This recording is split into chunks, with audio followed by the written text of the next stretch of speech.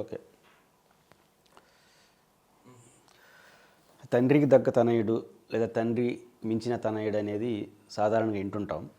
ఇప్పుడు ఆంధ్రప్రదేశ్లో బడ్జెట్ ప్రవేశపెట్టే విషయంలో చంద్రబాబు నాయుడు గారు తనయుడిని ఆదర్శంగా తీసుకుంటే మంచిది. ఇప్పుడు బడ్జెట్ పెట్టకపోవడానికి కారణం భయం వేస్తూ ఉంది. రాష్ట్రాన్ని జగన్మోహన్ రెడ్డి గారు విధ్వంసం చేశారు, ఆర్థిక పరిస్థితి బాగలేదు, బడ్జెట్ పెట్టలేని పరిస్థితిలో ఉన్నామనే మాటలు చంద్రబాబు నాయుడు గారి నుంచి వస్తున్నాయి.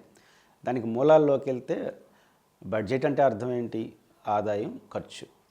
ఆంధ్రప్రదేశ్కున్న ఆదాయం 1,99,000 కోట్లు, అప్పులకున్న వెసులుబాటు 45,000 కోట్లు. ఇది బహిరంగ లెక్కే. అంటే మొత్తం మీద 2,35,000 కోట్ల రూపాయలు బడ్జెట్ ఉంటుంది. దీంట్లో ఎవరు కాదనలేని ఖర్చులు 1,89,000 కోట్లు. అంటే 45,000-50,000 కోట్ల నుంచి 60,000 కోట్ల రూపాయల వరకే ఇతర వాటికి ఖర్చు పెట్టడానికి అవకాశం ఉంది. ఇప్పుడు తెలుగుదేశం పార్టీ ఎన్నికల్లో ఇచ్చిన హామీలన్నింటినీ బడ్జెట్ రూపంలో పెట్టాలి అనుకుంటే ఇంకో 1,00,000 కోట్లు కావాలి. లేదు కాబట్టి బడ్జెట్లో చూపించలేకపోతున్నారు. ఇది ఒక వాస్తవం. ఈ నేపథ్యంలో లోకేష్ గారిని ఎందుకు చంద్రబాబు నాయుడు గారు ఆదర్శంగా తీసుకోవాలంటే అమ్మఒడి పథకం ఉంది.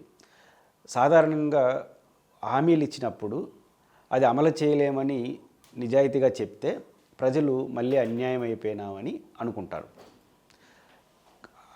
ప్రయత్నం చేస్తున్నామని హామీలు మాట చెప్పుకుంటూ పోతే ఆశలు పెరిగి పెరిగి పెరిగి అమలు చేయని రోజు మమ్మల్ని మోసం చేశారు అనుకుంటారు. అన్యాయం చేసుకున్నారనే పేరు మంచిదా, మోసం చేశారనే పేరు మంచిదా? ఉదాహరణకు తల్లికి వందనం ఉంది. తల్లికి వందనంలో నిమ్మల రామానాయుడు గారు ట్రోల్ అయ్యారు కాబట్టి ఆయన ఏం చెప్పాడు?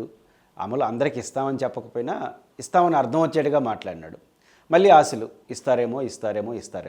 లోకేష్ గారు నిర్మోహమాటంగా శాసనమండలిలో ఈ సంవత్సరం చేయలేము, వచ్చే సంవత్సరం చేస్తారన్నారు. అన్యాయం చేశారని ఒకరోజు అనుకుంటారు, 2 రోజులు అనుకుంటారు, కానీ అక్కడికి ఆగిపోతుంది.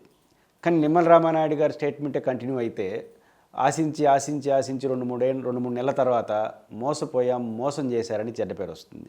ఏది మంచిది ఒక అధికారంలో ఉన్న పార్టీకి? అన్యాయం చేశారని పేరు వచ్చినా పెద్ద ఇబ్బంది లేదు, ఎందుకంటే ఇది ప్రారంభం. ఇంకా 5 సంవత్సరాలు మీకు అధికారంలో ఉంది.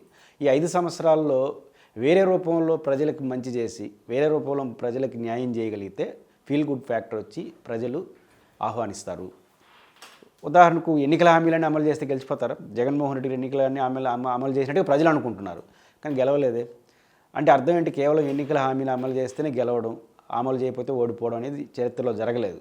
ఫీల్ గుడ్ ఫ్యాక్టర్ ఉండాలి. ఈ ప్రభుత్వం మాకేదో చేసిందనే నమ్మకం కలగాలి, రాష్ట్రాన్ని బాగు చేయాలని ఈ విశ్వాసం మీకు ఉంది కదా. అలాంటప్పుడు 5 ఏళ్ళు దాని ఫీల్ గుడ్ ఫ్యాక్టర్ తెచ్చుకొని ఎన్నికల హామీలు అమలు చేయకపోయినా రాష్ట్రాన్ని బాగు చేశారని పేరు మీరు వస్తే మీరు మళ్ళీ గెలుస్తారు. కాబట్టి లోకేష్ గారిని చంద్రబాబు గారు ఆదర్శంగా తీసుకొని బడ్జెట్ ప్రవేశపెట్టి ఉన్నది పరిస్థితి అని చెప్పి కొన్ని హామీలు అమలు చేయడం, కొన్ని హామీలు వాయిదా వేయడం, కొన్ని హామీలు చేయలేమని చెప్పడం. చెప్తే బాధపడతారు, అన్యాయానికి గురవుతారంటారు. మీరు ఆల్టర్నేటివ్ చూపిస్తే సంతోషిస్తారు. అలా కాకుండా చేస్తామో చేస్తామో తెలియదని వాయిదాలు వేసుకుంటూ పోతే మాత్రం మోసపోయామని చెప్పి అన్యాయంగా రాజకీయంగా వ్యతిరేకంగా మారుతుంది. కాబట్టి లోకేష్ గారిని ఈ విషయంలో ఆదర్శంగా తీసుకోవాలి చంద్రబాబు నాయుడు గారు. రెండో పాయింట్, లోకేష్ గారు గతంలో కూడా మంచి స్టేట్మెంట్ ఇచ్చాడు. పవన్ కళ్యాణ్ ముఖ్యమంత్రి విషయం, ముఖ్యమంత్రి షేరు వస్తాయని. అది కానీ ఎన్నికల వరకు కొనసాగించి తెలుగుదేశంకి యూనిటీ వచ్చి ఉండదు. చంద్రబాబు ముఖ్యమంత్రి కాదని తర్వాత ఇంకేం ఓట్లేస్తారు తెలుగుదేశం వాళ్ళు? నిర్మోహమాటంగా ఎవరేమనుకున్నారు, మా నాయనే ముఖ్యమంత్రి అని చెప్పినాడు. ఆ రకంగా దాన్ని కంక్లూడ్ చేశాడు. కానీ కొన్ని విషయాల్లో లోకేష్ గారు వయసులో చిన్నవాడైనా చెప్తున్న విషయాలు బాగున్నాయి. ఇక్కడ ఆయన కొడుకుని ఆదర్శంగా తీసుకొని చంద్రబాబు నాయుడు గారు ఎన్నికల హామీల విషయంలో విస్పష్టమైన ప్రకటన చేసి ముందుకెళ్తే వారికి మంచిది. ఆ రకంగా తండ్రికి తనడుగా ఆయన ఉన్నాడు, ఆయన ఆదర్శం తీసుకొని మీరు వెళ్తే బెటర్గా ఉంటుందని నేను అనుకుంటున్నాను.